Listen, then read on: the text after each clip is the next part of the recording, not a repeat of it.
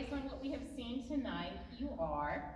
So let me introduce now Gina's great friend and collaborator, Femia, who's here to tell us a little more about Gina and her work.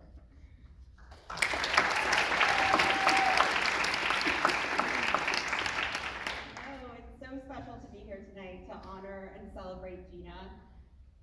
Gina and I actually met over a decade ago in New York City. We were both working at the Looking Glass Theater, which is a little theater on 57th Street, specifically focused on work by women artists and honoring women's stories. And although our paths diverged for a while, we reconnected last year when I directed a workshop of another play of Gina's. And over the course of that workshop, I realized that I had found not just a new collaborator, but truly a lifelong artistic partner. Gina is someone, as I'm sure you can tell from this play, who has an incredible ability to see people and accept people as their full, messy selves. She is someone who studies the world around her with a deep empathy and curiosity and lack of judgment. In conversation, even just out in the world, she'll often make me see things in completely new ways. One example is I've actually never really been a fan of Romeo and Juliet, the play. But we actually had this conversation last summer that totally changed my mind about it and made me see it in a totally new way. And kind of related to that, her work grapples with the raw and complex intimacy of seemingly small, mundane moments in our lives, moments between people, and also huge existential questions about the universe and our place in it. She pushes past traditional boundaries to explode topics that are often considered kind of taboo to talk about, and really dives into the messiness of what it means to be human. Her plays explore sexuality, mental illness, gender, relationships, and identity, among other things, often among characters who are teens or in their 20s. And her plays are as much about what isn't said as about what is. Although much of her work deals with heavy and sometimes painful things, they also have an infectious energy and humor. Her characters are full of curiosity about themselves and the world, searching for meaning and truth and connection, and finding it often in surprising and delightful ways. I asked one of Gina's closest friends and collaborators, Taylor Reynolds, who's a wonderful director in her own right, to share a little something about Gina, and she had this to say: Gina's plays are guided by vulnerability, complexity, truth, humor, and dreams. They leave you cracked open in the most heartfelt and satisfying ways. And also from an actor collaborator that both Gina and I have worked with, Lorenzo Landini, he has this to say: I'd say Gina is a generous and empathetic spirit, and those deeply held values make her characters more lifelike and her collaborators more cared for. It feels truly full circle to be here honoring Gina tonight. I was thinking earlier about how when we first met at Looking Glass, we were putting out buckets in rehearsal because of the leaks coming from the church above. And that was like the majority of our rehearsal time was spent doing that. And now it's really amazing to be here honoring this incredible body of work that you've created so far. I don't know where you are, Gina, over there. And that I know will continue to move and inspire people for many, many years to come. It gives me hope that there's an entire generation of people growing up with Gina's plays out in the world, and a generation who, in meeting her characters, will see themselves reflected and feel blissful. So, Gina, we're so happy to honor you, and come up and get your award.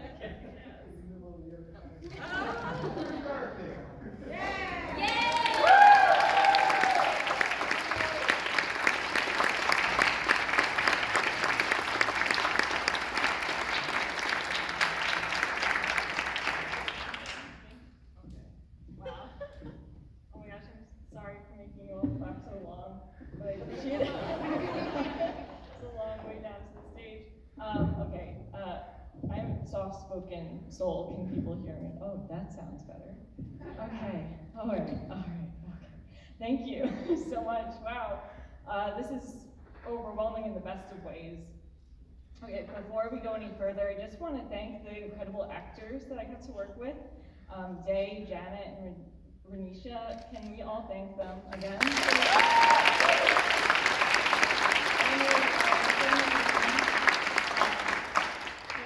Just thank you all so much for holding my heart so gently in your hands during these days. And to the incredible JM, our stage manager, stage directions reader. Also, I'm pretty sure she's helping to keep the festival turning. Thank you for everything. And of course, it's Femia. I'm so lucky to work with you. You help me see my impossible works and make me feel like they're actually possible. But even more so, I am so lucky that you are my friend. You're one of the greatest people I know, and I love you dearly.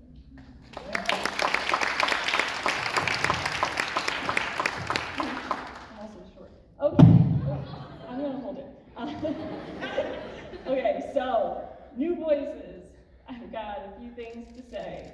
I received notice that I won this award in January of 2020. Yes, that 2020. And as we are all very aware in this room, 2020 cracked the world we knew wide open. It cracked me wide open. I went from writing multiple plays a year to not writing a single one. I lost my voice. I had to learn how to find my voice again. I had to reconstruct the who I was and figure out the who I am. I'd been writing plays for over a decade, but my voice was and is new again.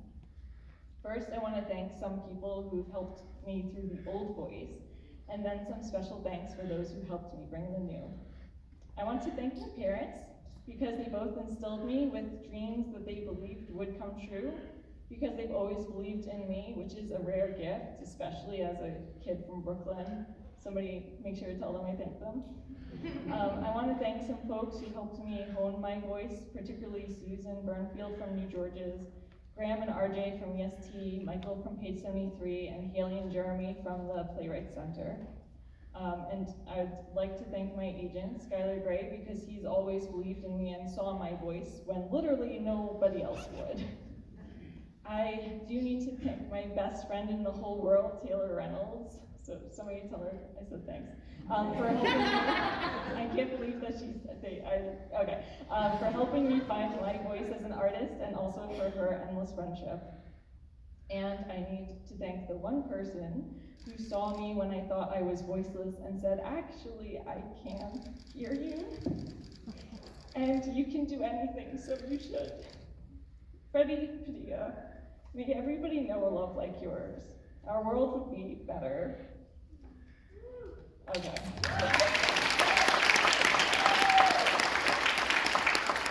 Okay, so in terms of thanking the new, I wrote this play this year while I was in Independence, while I was a resident in the William H. House.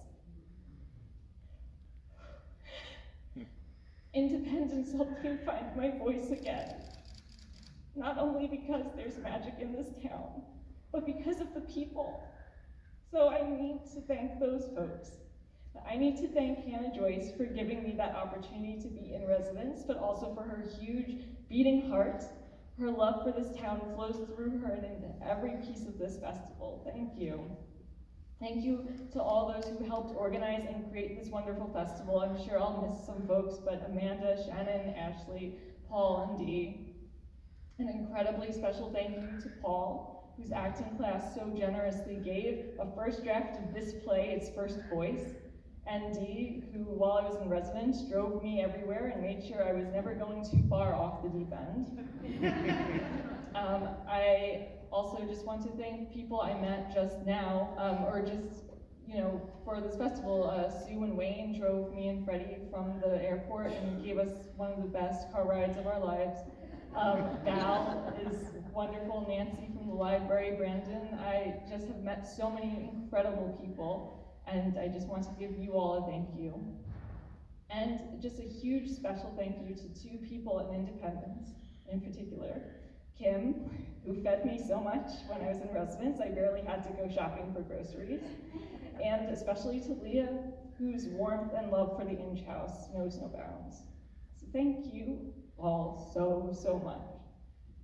And thank you, Independence, for making space for all our voices to be heard. That's all I have to say.